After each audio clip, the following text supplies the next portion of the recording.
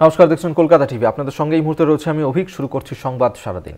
সোমবার বিকেলে ডাকা হলো দিল্লি বিজেপির নবনির্বাচিত বিধায়কদের বৈঠক। এই বৈঠকেই আনুষ্ঠানিকভাবে দিল্লির ভাবী মুখ্যমন্ত্রীর নাম ঘোষণার কথা। রবিবার রাতের মধ্যেই দিল্লির মুখ্যমন্ত্রীর ব্যাপারে সিদ্ধান্ত নেবেন বিজেপির কেন্দ্রীয় নেতৃত্ব। রবিবার রাতেই জানা যাবে যে দিল্লির মুখ্যমন্ত্রীর নাম। দিল্লির নতুন মন্ত্রিসভার শপথ গ্রহণ হতে পারে মঙ্গল এবং বুধবার। শপথ গ্রহণ উপলক্ষে আয়োজিত হতে পারে বড় জনসভা। রবিবার রাতের ব্যাপারেই এই বিষয়ে সিদ্ধান্ত নেওয়া হবে এবং সেক্ষেত্রে এই নিয়ে বৈঠক ডাকা হয়েছে। সোমবারই অর্থাৎ আগামীকাল এই সংক্রান্ত বিষয়ে বৈঠক হবে, যেখানে দিল্লির বিধানসভা নির্বাচনে জয়ের পরেই বিজেপির এই বৈঠক অত্যন্ত গুরুত্বপূর্ণ, কারণ এই বৈঠক থেকেই সিদ্ধান্ত নেওয়া হতে পারে যে তাদের ভাবী মুখ্যমন্ত্রী কে হতে চলেছে এবং সেক্ষেত্রে বিজেপি কাকে মুখ্যমন্ত্রী হিসেবে বেছে নেয়। কারণ দিল্লির বিধানসভা নির্বাচনে সেখানে বিজেপির বিপুল জয়। আমরা এই নিয়েই কথা বলবো। আমাদের পলিটিক্যাল এডিটর আশিস চট্টোপাধ্যায় আমাদের সঙ্গে টেলিফোনে রয়েছেন।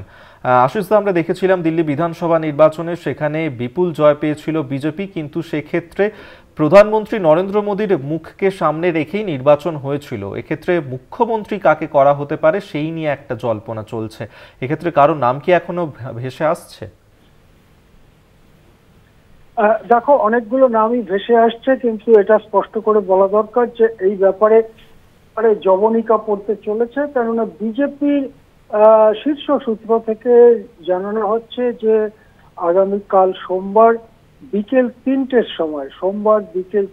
সময় বিজেপির নবনির্বাচিত বিধায়কদের মিটিং ডাকা হয়েছে এবং সেই মিটিংটা আমরা সকলেই জানি বিজেপি দলের যেভাবে কাজ পরিচালিত হয় তাতে সেই মিটিংটা নেহাতি আনুষ্ঠানিকতা। তার আগেই বিজেপির কেন্দ্রীয় নেতৃত্ব ঠিক করে ফেলবেন যে কে দিল্লিতে মুখ্যমন্ত্রী হতে চলেছেন। আমরা সকলেই জানি যে এই সিদ্ধান্তটা থামিয়ে রাখা হয়েছিল যেহেতু প্রধানমন্ত্রী বিদেশ সফরে ছিলেন। প্রধানমন্ত্রী শনিবার ভোর রাতের দিকে দেশে ফিরে এসছেন এবং তারপরেই রাজনৈতিক তৎপরতা শুরু হয়ে যায়।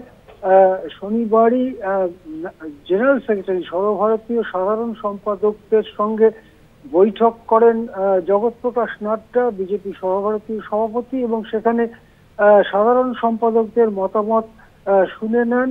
শনিবার রাতের দিকে শীর্ষ নেতৃত্বের স্তরে কথাবার্তা চলতে থাকে, কিন্তু শনিবার এমনকি আজ রবিবার এই সন্ধে 6টা সাড়ে 6টা পর্যন্ত কোনো নাম ঘোষিত হয়নি। কিন্তু জিনিসটা যে আগামীকাল সোমবার 3টের মধ্যে শেষ হবে সে ব্যাপারে নিশ্চিত হওয়া যাচ্ছে, কেননা বিধায়কদের মিটিং ডাকা হলো এবং তার আগেই বিজেপি ঠিক করে ফেলবে যে কে মুখ্যমন্ত্রী হতে চলেছেন।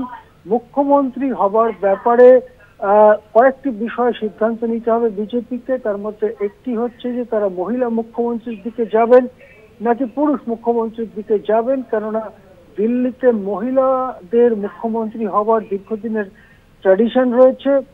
বিজেপিরও মহিলা মুখ্যমন্ত্রী ছিলেন, পরে কংগ্রেসেরও মহিলা মুখ্যমন্ত্রী ছিলেন এবং অরবিন্দ কেজরিওয়াল পদত্যাগ করার পরে একজন মহিলা অতিশী সিংহ তিনি দিল্লির মুখ্যমন্ত্রী হয়েছিলেন। মাঝখানে অবশ্য 10-11 বছর অরবিন্দ কেজরিওয়াল মুখ্যমন্ত্রী ছিলেন দিল্লি।